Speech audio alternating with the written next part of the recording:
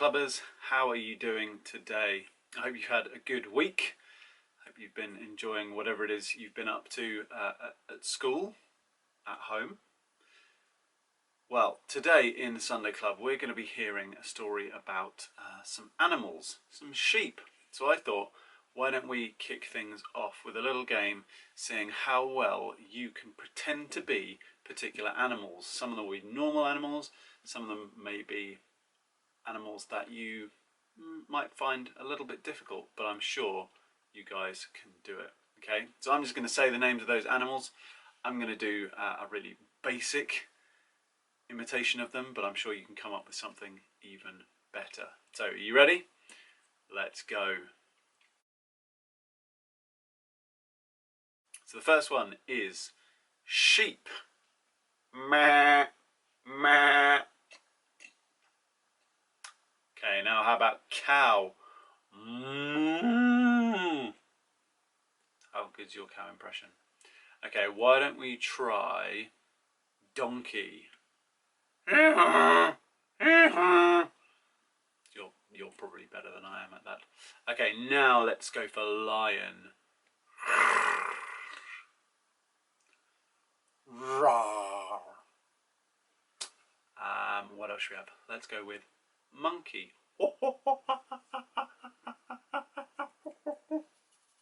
My hair's probably as short as a monkey right now.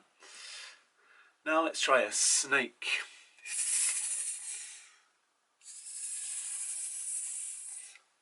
Why don't you try a fish?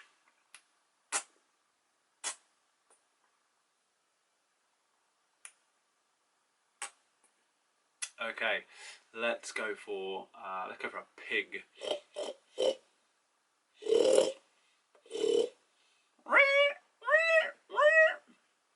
Okay, let's go for a last one. A monkey. No, we've done monkey. Think rabbit. Let's go for rabbit.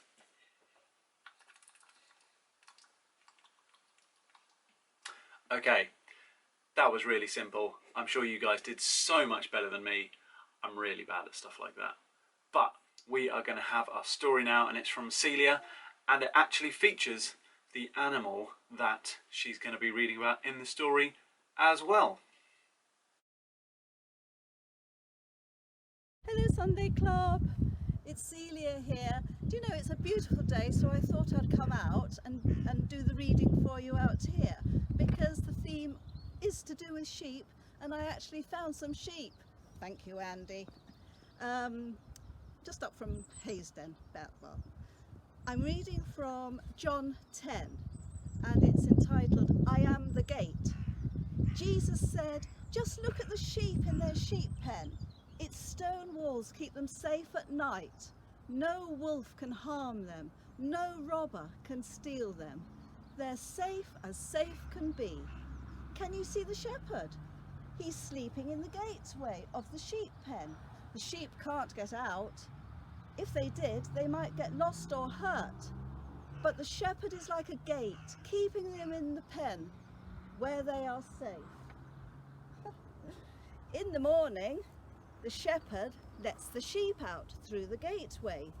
He leads them to find good green grass to eat. The shepherd watches. Nothing can hurt the sheep. At night, the shepherd calls the sheep. They know his voice and follow him back to the sheep pen. He sleeps in the gateway so that nothing can harm them.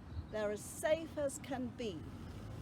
Jesus said, the gate keeps the sheep safe. God sent me to keep his friends safe forever. That's the picture of the sheep and the shepherd. But thinking about sheep, what can I tell you that you don't already know?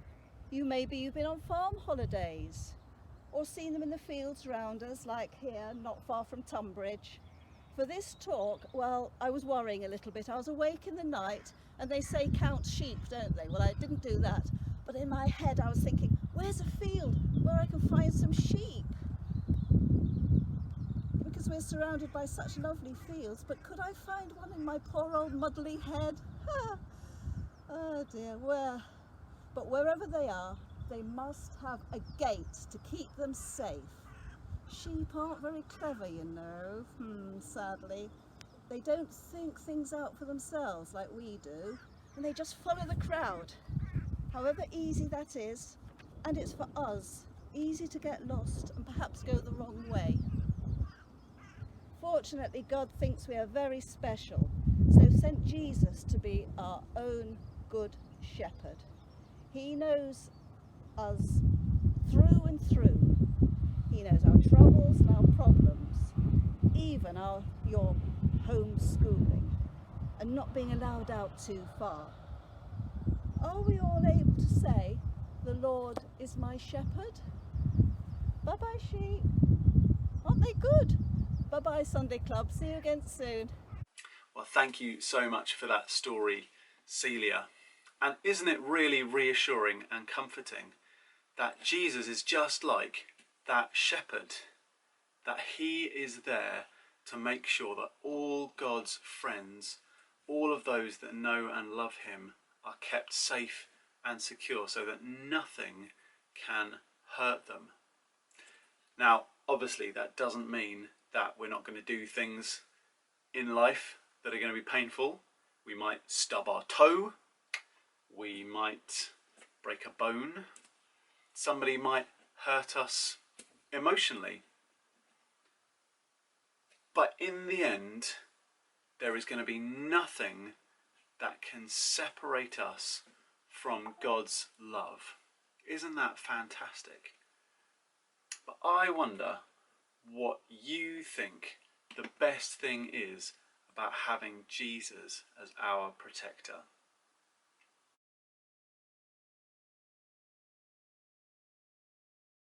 I think the best thing about having Jesus as our protector is the fact that it means that we can go out and we can take risks.